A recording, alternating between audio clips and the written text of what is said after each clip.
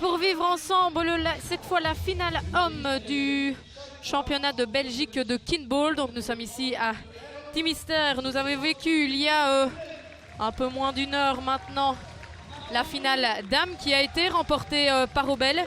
Cette fois nous allons assister à la finale homme opposant Obel 1, Herve 1 et KBB Team. Victoire d'Obel l'année dernière au détriment d'Herve d'ailleurs qui jouait chez lui. Néanmoins, ça a donné un match hors du commun pour lequel tout le monde avait pu vibrer. On espère évidemment tout autant de suspense aujourd'hui, d'autant que les équipes sont les mêmes et que donc la revanche sera au rendez-vous.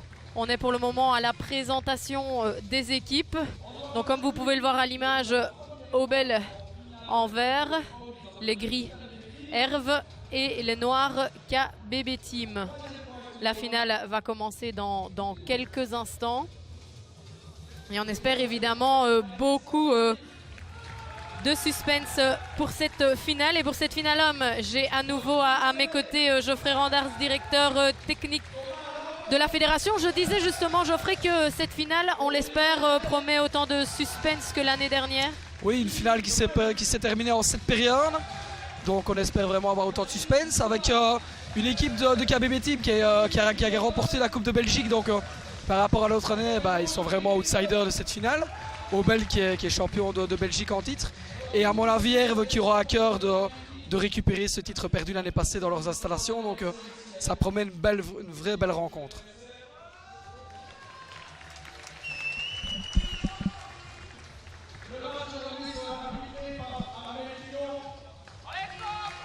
Alors l'occasion peut-être de présenter ces équipes un peu plus individuellement. On a du côté d'Obel Thierry Marquette, le coach. On a Guillaume Mardaga qui est sélectionné pour la Coupe du Monde au Japon. On a Alexandre Jacob qui est le coach des cadets qui a remporté la finale, qui est également sélectionné pour la Coupe du Monde. On a Pierre Piron qui est un ancien joueur de l'équipe nationale aussi. On a William Geron qu'on ne présente plus, l'ancien capitaine mythique de l'équipe nationale qui parle avec son coach, toujours de relation un peu particulière. On a Tom Bragard qui est sélectionné aussi pour la Coupe du Monde. On a Mike Leinen. Et donc ça nous fait une belle petite équipe. Du côté de Herve, on a Kevin Cruz, capitaine de Herve et coach de l'équipe nationale et en même temps joueur. On a Denis Brouwers qui est joueur aussi, sélectionné pour la Coupe du Monde. On a Johan van der Mal qui a participé aussi à des Coupes du Monde. On a Maxime Legrand qui a effectivement aussi été présélectionné. On a Laurent Spitz qui est qualifié aussi pour la Coupe du Monde. On a Nathan Cruz qui a participé aussi à des Coupes du Monde en présélection, qui est un de nos meilleurs arbitres belges. Et du côté du KBB Team, on a Dante Servet qui est lui aussi sélectionné pour la Coupe du Monde. Alexis Warny, le capitaine, qui est toujours un tout petit peu en attente de sa confirmation de sélection ou pas. Donc il a à cœur aujourd'hui de prouver à son coach qu'il est là pour battre tout ça. On a d'autres joueurs aussi qui sont présents en présélection depuis des années. Et on a Eric Tirlo, évidemment, leur coach, qu'on ne présente plus, qui est dans le Kinball depuis presque le début. Et donc une sacrée expérience aussi, qui a été coach en 2007, si je ne me trompe, de l'équipe nationale. Donc ça risque d'être du beau spectacle. Alors on a vu déjà du beau spectacle tout à l'heure avec les dames. Et ici avec les hommes, c'est d'autant plus impressionnant, plus de force, encore plus de glissade peut-être. Enfin, c'est encore autre chose. Le jeu est beaucoup plus explosif, c'est le principe. Il va y avoir beaucoup de vitesse, il va y avoir beaucoup de vitesse de frappe, de force de frappe, il va y avoir des déplacements rapides, il va y avoir des frappes dans les espaces libres. C'est des joueurs qui savent lire le jeu, qui connaissent les adversaires, qui les jouent quasiment toutes les semaines en championnat ou tous les mois en championnat. Ils se connaissent aussi de l'équipe nationale. Voilà, donc ça va être puissance x2, quoi, ou aussi parfois 3 par rapport aux dames. Donc voilà, au niveau force de frappe, on va être servi. On a notre gros frappeur Kevin Cruz, on ne le présente plus non plus, qui fait partie des balles à des vitesses extraordinaires et qui arrive à trouver des angles que personne n'arrive à trouver. Donc ça risque vraiment d'être top. On voit à présent les capitaines parler aux arbitres avant le match. Match qui promet, donc on l'a dit, on espère en tout cas beaucoup de suspense. Donc je le rappelle, Obel jouera en bleu, Herve en gris et KBB Team en noir.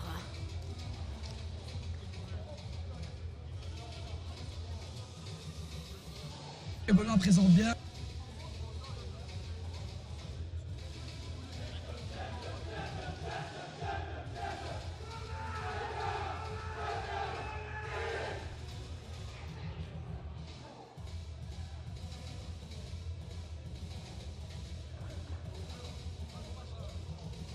Les trois équipes sont dedans. Hein. Si les trois équipes sont dans le match, ça risque de se jouer chaque fois, de se jauger. Donc si une des équipes est un peu en deçà, bah, c'est pas que ça fausse le match, mais voilà, ça relance un peu les équipes. On l'a vu un peu en dames lorsqu'on a beaucoup d'erreurs directes. Ici, si les trois équipes sont présentes comme l'année passée, ça risque d'être du grand kinball. L'occasion peut-être de rappeler les saisons de ces différentes équipes. Donc Obel qui a mené le championnat, suivi de Herve et suivi de Bruxelles. Donc voilà, mais Bruxelles qui a remporté la Coupe de Belgique cette année. Donc voilà, le but pour les hommes, c'était de terminer dans les 3 premières places. C'était leur job et puis arriver en finale. Il n'y a pas de demi-finale du côté des hommes. Donc voilà, ici ils sont tous les 3 et ils se retrouvent et que le meilleur gagne. Le compte à rebours, voilà, c'est parti pour cette finale homme du championnat de Belgique 2017. Très belle frappe de Thibaut ici. De nouveau, il n'y a rien à faire quand on frappe dans l'espace libre au niveau des 90 degrés, c'est quasiment presque toujours point.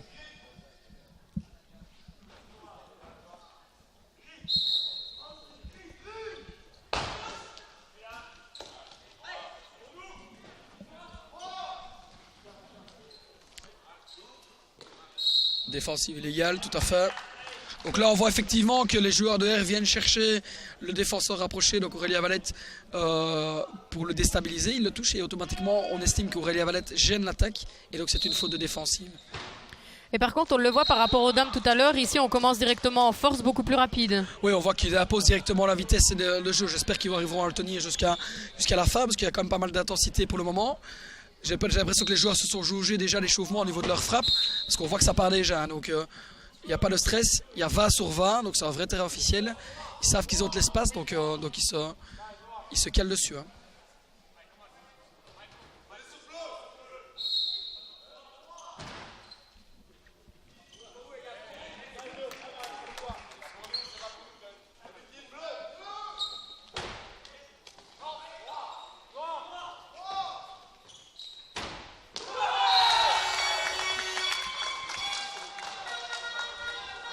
On voit Obel qui a à cœur de renouveler avec son titre qu'il avait d'ailleurs grappillé dans les dernières minutes, les dernières secondes, on peut même dire l'année dernière. Bah effectivement, oui, sur la dernière partie, sur la petite mini-finale de la dernière période. Un match qui n'aurait pas su durer plus longtemps d'ailleurs. Non, absolument pas. Donc vraiment un super match, une super promotion pour le kinball. Alors qu'à présent, Obel mène 5-4-3. On vous le rappelle, une période de 13 points qui s'arrête d'abord à 11 pour laisser les deux premières équipes terminer ce set. Et donc là, j'expliquais tout à l'heure, on est obligé d'appeler l'équipe qui a le plus de points. Ici, le KBB Team appelle la mauvaise équipe et c'est automatiquement une faute d'appellation. Ce qui profite forcément aux deux autres équipes. Tout à fait, qui donne le poids aux deux autres équipes.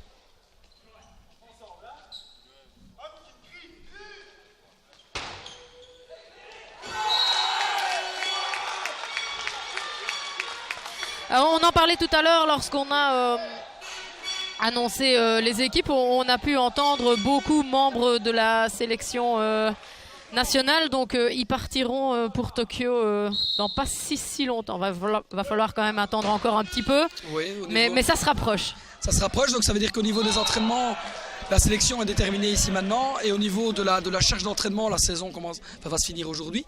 Ce qui veut dire qu'on va pouvoir un peu travailler sur cette charge d'entraînement au niveau des joueurs. Donc on va travailler sur des entraînements qui sont plus longs, beaucoup plus rythmés, qui durent un peu plus longtemps, où on va pouvoir mettre la tactique, la technique. Donc tout le travail physique, tactique et technique va commencer vraiment à se mettre en place ici maintenant.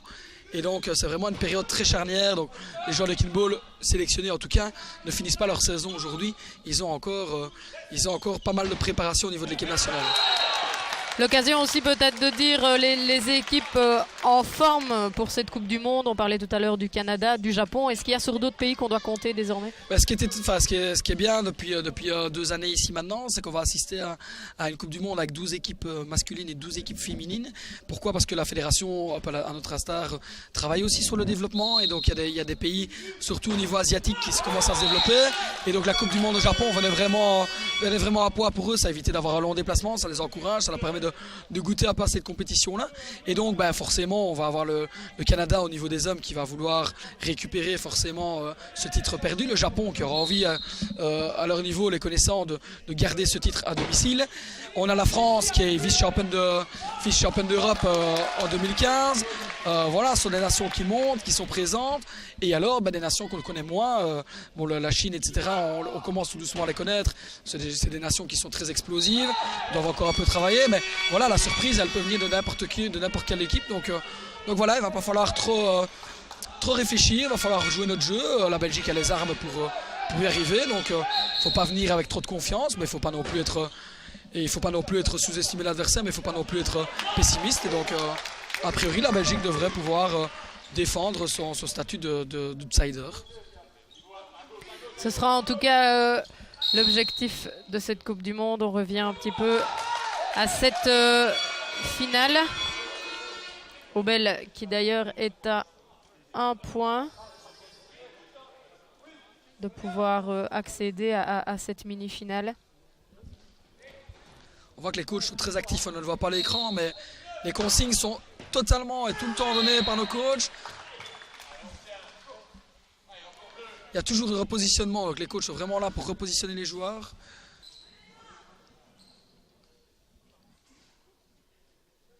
« 19-9 en faveur d'Aubel toujours. Aubel qui prend son temps.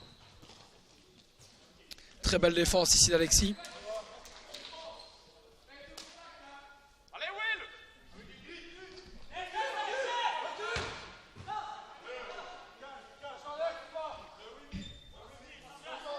Ça parle beaucoup, hein. Ça parle beaucoup, hein. Ça communique, ils veulent éviter absolument les erreurs directes. Hein. Donc ils préfèrent en parler une fois trop qu'une fois trop peu. Et ça se sent. Hein. Les équipes ont compris qu'aujourd'hui, depuis qu'on a vu les finales depuis le début, ça s'est beaucoup joué sur les erreurs directes. Et je pense que les coachs ont donné cette consigne. Hein. Et c'est d'ailleurs là qu'on voit le marquoir assez serré. Puisque on a une parfaite égalité. Tout à fait, oui. Donc cette balle-ci, pour Aubel, va être très compliquée parce qu'a priori, ils sont dans une situation compliquée près d'une ligne. Et donc on est quasiment certain que l'équipe adverse qui va récupérer le ballon va les jouer pour être très rapide et pouvoir faire le point. On va voir un peu ce que ça va donner. Voilà, William fait une très belle frappe, mais l'équipe de Bruxelles en difficulté se replace très très vite. Donc parfait. Très bien joué de leur part. On voit clairement que c'est Aubel qu'on veut sortir. Hein. En cas d'égalité, ça joue Aubel, hein, donc on veut sortir absolument Aubel. Hein. Aubel qui est détenteur du titre, je le rappelle. En tout cas, c'est le point de vue de KBB Team. Hein. Et c'est le point de vue d'Aubel aussi qui rend coup pour coup à l'équipe bruxelloise. Donc cette mini-finale va se jouer entre Aubel et Herve. Ça doit certainement leur rappeler des souvenirs par rapport à l'année dernière. Je pense qu'à tous les joueurs, ce sont les mêmes joueurs, donc il n'y a vraiment pas photo. C'est des moments pour des joueurs de Kinball qui sont gravés un peu dans leur mémoire. Hein. Donc on le rappelle, il faut aller jusque 13 pour remporter une manche. Alors ici, on avait un problème de compréhension entre les joueurs d'Aubel. Donc William qui frappe pensant qu'Alexandre était au contact du ballon. Alexandre pensait que le ballon allait se déplacer.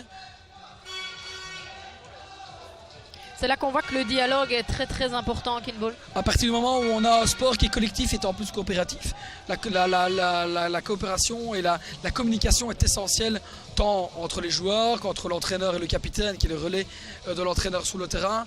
La communication est essentielle au Kinball, essentielle. Et ça reprend après un temps mort. Herve mène 12-11 pour le moment.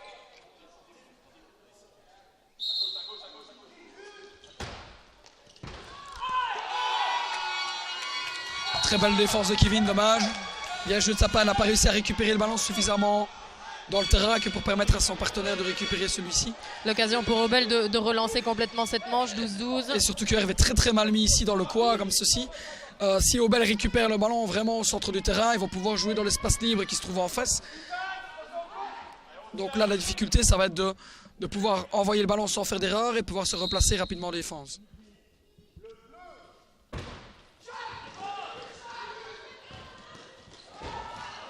Super défense. Extrêmement Super bien défense. récupéré. Excellent, excellent. Très bien joué de la part de Kevin. C'est le moteur de l'équipe, hein, ça se voit aujourd'hui. Il a vraiment à cœur de récupérer ce titre. On voit qu'Obel veut clairement calmer le jeu. Herve a envie de le dynamiser et Obel veut vraiment calmer cette dynamique.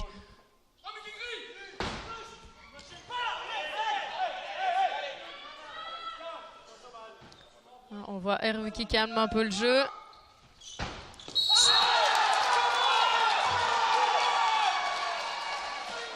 Alors là, Herve pensait clairement remporter ce point. L'idée était très bonne parce qu'il y a deux phases de jeu dans cette feinte ici. Il y a lancer de balle et puis le déplacement qui se fait vraiment à 90 degrés pour s'ouvrir cet espace. Donc c'est vraiment un déplacement en deux temps. L'idée était exceptionnelle. Maintenant, c'est toujours cette petite rigueur au kickball où on doit venir toucher cette balle. Et c'est ça qui fait la différence aussi parfois. Malheureusement, le ballon était point, mais bon, une faute directe. Et donc voilà. Mais c'est excellemment bien joué de leur part. Ils se créent un espace top. Et donc Obel qui remporte cette première période. Obel détenteur du titre. Je rappelle, il lui faut 3 périodes dans la poche pour remporter cette victoire. Mais on l'a vu, c'était serré et rien n'est joué pour les prochaines périodes. J'allais dire par rapport à l'année passée où on avait vu effectivement que les équipes se jaugeaient un tout petit peu, que la première période était un tout petit peu en mise en action. Où on ne cherchait pas à aller chercher l'adversaire, où on ne forçait pas sous ses frappes. Là, on a l'impression que les joueurs, au niveau de l'échauffement, étaient clairement dedans. Il n'y a pas de retenue dans les frappes, il n'y a pas de retenue dans l'esprit tactique. Il n'y a rien, le match est directement engagé dès la première période, comme si on voulait imposer son territoire vraiment sur cette finale. Franchement, on risque d'avoir une finale très intense. Et on imagine aussi le KBB Team qui va vouloir revenir dans la course. Il ne faut pas les oublier. Suite à une erreur directe et donc voilà. Donc il faut apprendre aussi de ses erreurs très rapidement dans un match de kickball. Et le fait de sortir d'une période permet parfois de se remettre un peu en question. C'est donc Obel toujours en bleu qui va faire le premier appel de cette deuxième période. Et on voit que défensivement, c'est travaillé aussi. Donc juste avant la remise de jeu, qu'est-ce qu'on a vu? On a vu les joueurs de Herve et de Bruxelles qui ont tourné sur eux-mêmes parce que les joueurs d'Obel s'étaient placés d'une manière différente, vraiment pour bloquer ces frappeurs. Donc ils se mettent vraiment en priorité face aux frappeurs forts. Et donc on voit que tactiquement, le match a été travaillé. C'est vraiment un super spectacle, tant technique que tactique. Une belle récupération ici de William Géron. Super défense de Johan ici. Très bien joué de sa part. On le remarque ici, les garçons ont vraiment plus tendance à jouer plus vers les lignes. Et donc forcément, on voit que c'est plus compliqué. C'est ça que les réceptions sont d'autant plus impressionnantes. C'est surtout ça, c'est pour ça qu'on vient vers le centre. C'est pour pouvoir aller chercher une ligne. On dit toujours que les coins sont nos ennemis, les lignes sont nos amis quand on se retrouve dans le centre. C'est pour ça qu'on se déplace vers le centre pour aller chercher les lignes et mettre justement les joueurs adverses en difficulté. Comme on voit qu'en défense, ils sont présents, mais ils sont obligés de prendre des risques. Et forcément, la balle se rapproche au maximum de cette ligne. Et donc c'est là où on risque de voir des balles un peu dehors ou des balles qui sont déviées. Donc c'est vraiment un spectacle au top aujourd'hui. Au niveau des frappes en tout cas et au niveau tactique.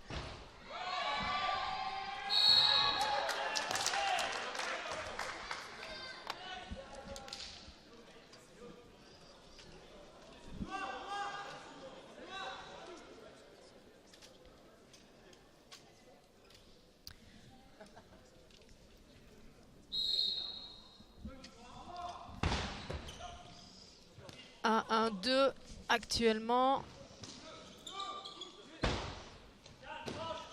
L'indicateur aussi pour montrer que les équipes se valent vraiment bien ou se jaugent bien ou alors sont vraiment dans le match, c'est la durée de la période. Quand on regarde les périodes ici chez les dames, la première période avait duré relativement court parce que les équipes étaient relativement moins dedans et avec Obel qui était un peu présente. Ici on voit que les 3 équipes sont là, donc la durée des périodes est déjà plus importante que dans les autres rencontres. On met beaucoup plus de temps à marquer de points. C'est ça, tout à fait. Défensivement, les équipes sont présentes. Et on voit aussi que les frappes sont nettement plus impressionnantes aussi. Ça part, hein. Je peux vous dire que moi, pour avoir joué rapproché, cette balle-là, quand elle part, elle fait mal au bras. Hein.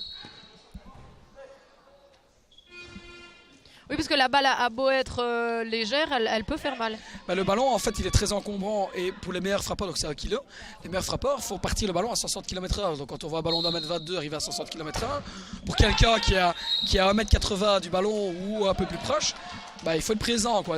Physiquement, il ne faut pas avoir peur de se prendre le ballon et de pouvoir bien le dévier.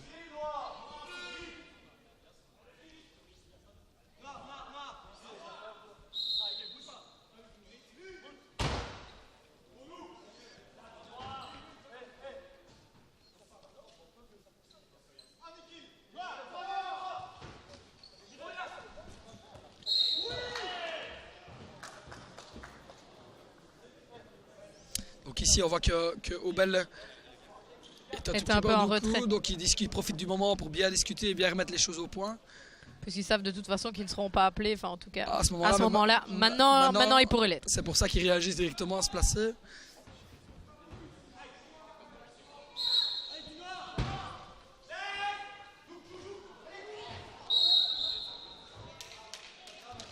Voilà, ici typiquement si le ballon était extérieur, c'était un point pour le KBB Team.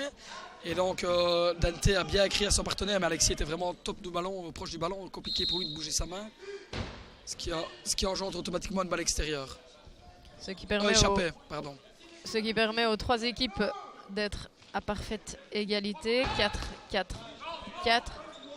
On voit que la période a démarré il y a un petit temps et on est toujours qu'à 4-4. Hein, donc pour faire un point, il faut vraiment y aller. Hein.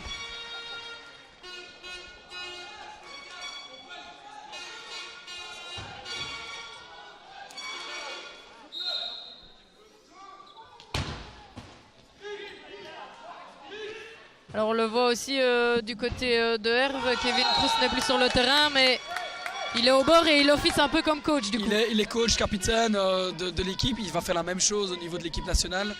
Donc voilà, il s'habitue déjà à son rôle. Mais effectivement, voilà, c'est tactiquement... on voit qu'à Herx, tout est défini, hein, tout est bien défini, ils savent ce qu'ils ont à faire, chacun dans les périodes. À Obel aussi, à KBB Team aussi. Donc, au niveau des finales hommes, tout est calculé. C'est vraiment des personnes, des vrais techniciens de kinball et tout est vraiment réfléchi sur ce qu'ils ont à faire. Les personnes, quand on parlait tout à l'heure des changements, ici, chacun sait ce qu'il a à faire, à quel moment il doit rentrer. Et donc, ça c'est travaillé à l'entraînement, ça se voit. Pour une finale comme celle-ci, l'entraînement, ça vaut quoi? Ils s'entraînent combien de fois? A priori, pas plus que ce qu'ils ont comme entraînement habituellement, parce qu'on travaille toujours avec les horaires de salle. Par contre, on insiste peut-être plus sur certains aspects, en fonction de ce qu'ils ont vu, sur les parties un petit peu visuelles. Je sais que les coachs aussi ont adorent de prendre connaissance du jeu des autres, d'analyser aussi. Donc voilà, c'est comme tous les autres sports collectifs finalement, et même les sports individuels. On travaille sur la faiblesse de l'adversaire, c'est des préparations avant, pendant, après. On n'est pas que présent que les entraînements, on est présent aussi en allant courir, en se préparant physiquement, en se préparant tactiquement, en se préparant mentalement. Donc voilà, il faut vraiment être très fort au niveau du kinball.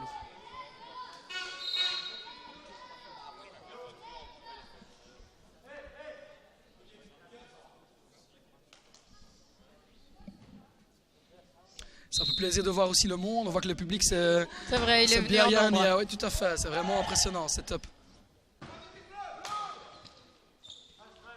Le plus difficile évidemment étant de toucher un public qui ne connaît pas le kinball évidemment. Au niveau des finales, généralement on a un public de vrais connaisseurs qui viennent voir, qui viennent supporter leurs couleurs, qui viennent voir leurs enfants, qui viennent voir les copains, les amis, mais c'est des personnes qui sont là depuis des années, donc ça veut dire que même si on invite des personnes extérieures, c'est des personnes qui connaissent le kinball, et surtout ici en région verviétoise et à Timistère, on devient un public, entre guillemets, les spectateurs deviennent un public de connaisseurs. Oui, parce qu'on le rappelle, c'est un peu ici, en tout cas dans le pays d'Herve, que le kinball a été lancé en Belgique. Oui, par Damien Van de Berg qui a ramené le kinball du Québec, du Canada. Il a été formé là-bas et via la SBL Dimension Sport. Il a d'abord démarré au niveau d'Obel, je pense que c'est le premier club belge. Et puis alors forcément il a rayonné autour du pays de Herve. Donc voilà, c'est vrai que c'est pour ça qu'on a beaucoup plus de clubs au niveau de la province de Liège et région verviétoise. Et puis on se dispatche maintenant vraiment dans l'axe Liège-Bruxelles et Luxembourg-Namureno. Alors Obel qui mène un petit peu cette deuxième période, 7-5-6. Très bien joué ici, donc typiquement impossible de savoir qui va frapper. Le ballon est maintenu par les 4 joueurs. Impossible de savoir, c'est vraiment très bien joué. D'ailleurs Alexandre qui était en défense rapprochée n'a pas su réagir, n'a même pas touché le ballon. C'est vraiment dire qu'il estimait que le ballon allait partir de l'autre côté. Donc c'est vraiment une surprise totale.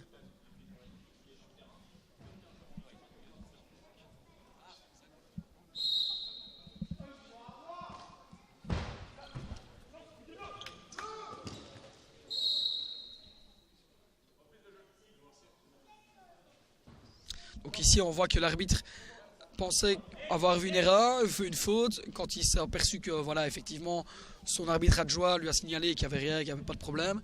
L'arbitre a toujours cette possibilité de faire une reprise de jeu. Il n'y a pas de poids, c'est l'équipe qui est en possession de balle qui récupère le ballon. Ce qui veut dire que ça n'a aucun préjudice pour les équipes adverses et ce qui permet justement de garder ce cadre totalement clair. Donc l'arbitre, voilà, il n'est pas mis en difficulté par une décision qu'il aurait prise de manière involontaire ou de manière mauvaise. Et donc voilà, c'est vraiment ça là aussi l'esprit Kinball, c'est vraiment mettre les arbitres en évidence aussi. Des arbitres qui sont généralement joueurs depuis de longues années. Leur formation, justement, elle se passe comment? En fait, généralement, comme on vient de le dire, ce sont des joueurs qui ont envie de passer arbitre. Donc nous, on a toujours besoin d'arbitres, comme dans tous les autres sports, évidemment. Et donc, par leur parcours de joueurs, ils ont envie aussi de pouvoir diriger les rencontres.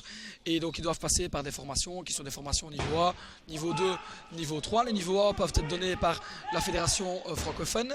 La niveau 2, la niveau 3 doit être obligatoirement donnée par la fédération internationale, notamment Armel Pinot qui est ici présent, qui est le coordinateur européen, donc qui est un peu mon homologue au niveau européen, et donc lui donne la formation niveau 2, niveau 3. Et à l'intérieur de ça, nous on a encore des étoiles au niveau des niveaux, ce qui nous permet de faire progresser les arbitres.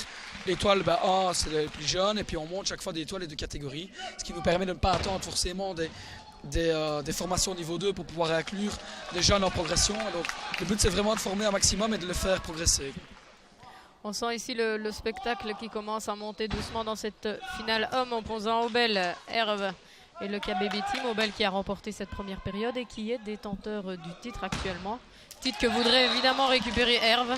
Et on imagine que le KBB Team voudrait également se faire entendre. Parce que voilà, KBB Team est sur son bel lancé de vainqueur de la Coupe de Belgique. Et donc faire un doublé, ce serait vraiment une première. Et donc, puisque la Coupe de Belgique n'a que 2 ans. Et donc voilà, l'année passée, Obel avait fait ce fameux doublé. Donc ils auraient bien être la deuxième équipe à pouvoir faire ce fameux doublé. Espérons que ça leur porte chance.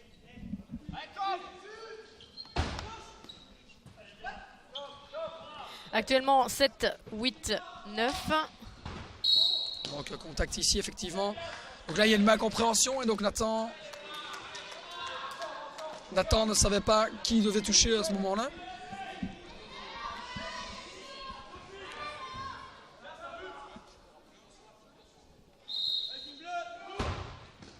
Très belle frappe de Nathan.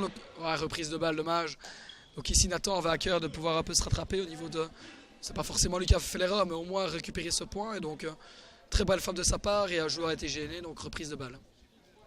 Et on voit aussi que là, pour le coup, Obel et le KBB Team se sont félicités. Voilà, donc finalement, c'est prêté pour rendu. Point de Herve qui sort Obel. Donc, quoi qu'il arrive, on aura une 4e période qui se jouera, quoi qu'il arrive. Ça va donner un peu de suspense. Donc mini-finale cette fois entre Herve et KBB Team. KBB Team qui mène de 2 points actuellement. Plus que 1. Tout est encore joué donc. Très belle frappe ici, donc on voit vraiment la course d'élan de la pleure qui vient toucher le ballon et la frappe par en retour, c'est vraiment l'idéal.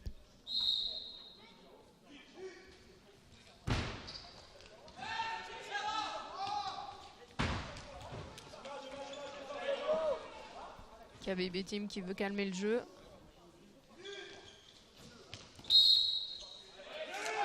Très bien joué de leur part. Donc ici, volontairement, le déplacement se fait vers le joueur rapproché pour le mettre en difficulté. Donc calmer le jeu pour jouer vraiment tactique. Et ici, c'est vraiment, ils ont réalisé vraiment ce qu'ils voulaient faire, hein, chercher la défensive illégale. C'est bien la preuve qu'il ne suffit pas de lancer, de frapper dans le ballon pour marquer des points. Non, à Kinball, c'est comme tous les autres sports, l'intelligence de jeu est primordiale et elle se met au service du jeu rapide ou du jeu tactique. KVB Team qui mène et qui remporte d'ailleurs cette deuxième période. Première période en faveur d'Aubel, deuxième en faveur du KVB Team. On l'a dit, on aura de toute façon une quatrième période. Et qui sait, peut-être que Herve remportera la troisième, ce qui nous laisserait partir sur une cinquième. Sur une cinquième. On voit en tout cas ici que les trois équipes se valent. Il n'y en a pas réellement une en dessous de l'autre. Non, et on voit ici, vous en parliez tout à l'heure, Maryse, voir comment le KBB Team allait réagir suite à la première période et on a la réponse. Ils ont fait le jeu, pas d'erreur. Ils ont pouvoir, tactiquement, ils ont bien joué le coup. Ils ont calmé le jeu lors de la mini-prolongation. Ils ont fait ce qu'ils voulaient. Ils ont cherché le défenseur rapproché. Ils ont mis Denis un peu dans le doute, qui est le défenseur rapproché. Savoir est-ce que je dois reculer, avancer. Ça crée un espace sur la deuxième frappe. La frappe qu'on vient de voir ici a été créée clairement parce que Denis n'a malheureusement pas touché le ballon. Ça crée la confusion dans la tête du défenseur rapproché. Et donc, stratégiquement et tactiquement, c'est vraiment très bien fait.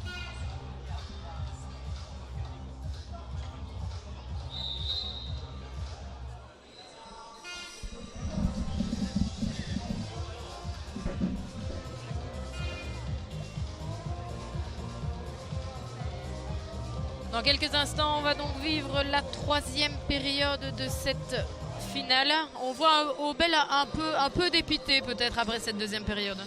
Bah, ils sont sortis sur une faute voilà, qu'ils estiment peut-être pas complètement juste, mais bon voilà, ils n'ont pas joué le coup sur la dernière période et donc sur cette période-ci, donc automatiquement ils se sont fait sortir, donc voilà.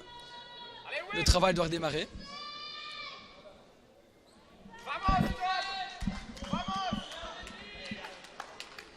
Et tout reste encore à jouer autant pour Herve que pour les deux autres équipes.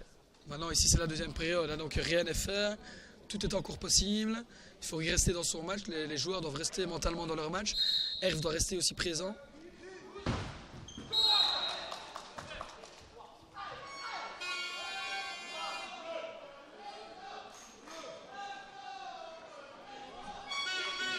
On entend les supporters d'Aubel.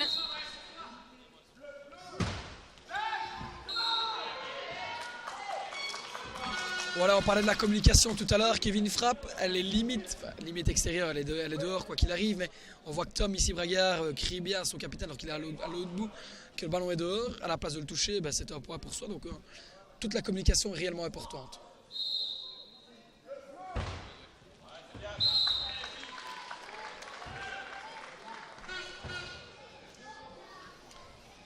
« 2-1-3 dans cette troisième période. »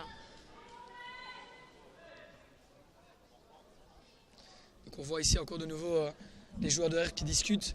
C'est l'occasion à ce moment-là de remettre un peu les choses au point. Tant tactiquement qu'au niveau du jeu, au niveau de la position défensive, au niveau de ce qui a été, ce qui n'a pas été en ce début de période. Et on voit KVB Team qui continue sur sa lancée de très bon début de troisième période. Oui, tout à fait. Bah, cette période les a mis un peu en confiance. La première période, ils sont sortis sur des erreurs un peu directes. Et donc ici, ils ont réussi à récupérer directement le fil de la rencontre. Et donc, ils ont envie de continuer sur cette bonne lancée.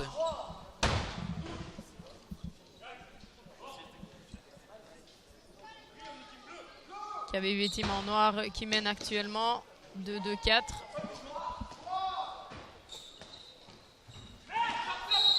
Très bien joué de leur part. Donc ici, de nouveau, on le voit, lancer de balle, déplacement. Le joueur rapproché doit s'écarter pour ne pas être touché. Ici, il s'abaisse, défensive. L'arbitre estime qu'effectivement, il a gêné.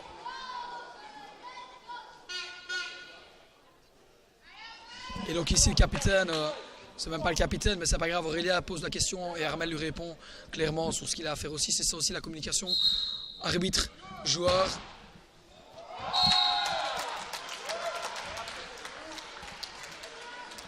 KVB Team qui récupère un peu le point qu'il venait perdu de perdre. Ici, tout à fait, oui.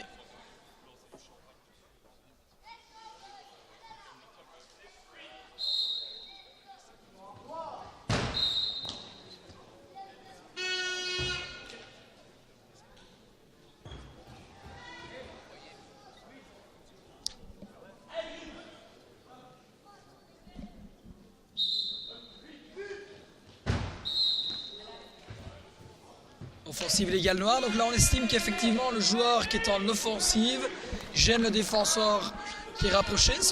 On considère que le frappeur peut se mettre dans cette zone.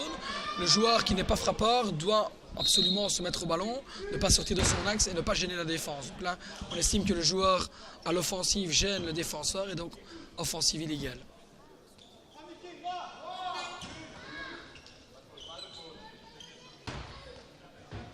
On entend les coachs demander d'éviter au maximum les fautes directes, comme on en parlait tout à l'heure. On voit que c'est un petit peu plus brouillon cette troisième période. On accuse un peu le coup physiquement, visiblement, pour les trois équipes. Et donc, voilà, il faut vraiment remettre les choses au point. On en parlait tout à l'heure des frappes du ballon. Là, on est la preuve. Kevin a été surpris parce qu'effectivement, il y a un joueur qui ne touchait pas, donc il s'attendait peut-être à un déplacement. Donc il ne s'est pas mis proche du ballon volontairement. Donc il a été surpris par cette frappe et automatiquement, il récupère le point parce que c'est manque à contact. Et ici, de nouveau, faute de défensive. Et là, effectivement, il gêne la défense. 7-7-6 dans cette troisième période. On voit qu'ici, les fautes de défensive et offensive illégale. Donc la réponse un tout petit peu à cette baisse de régime, c'est un tout petit peu ce jeu tactique. Et c'est là où on essaie d'aller chercher le défenseur, où on essaie de bouger un tout petit peu pour éviter tout ce qui est erreur et d'aller chercher des points qu'on ne sait pas les récupérer.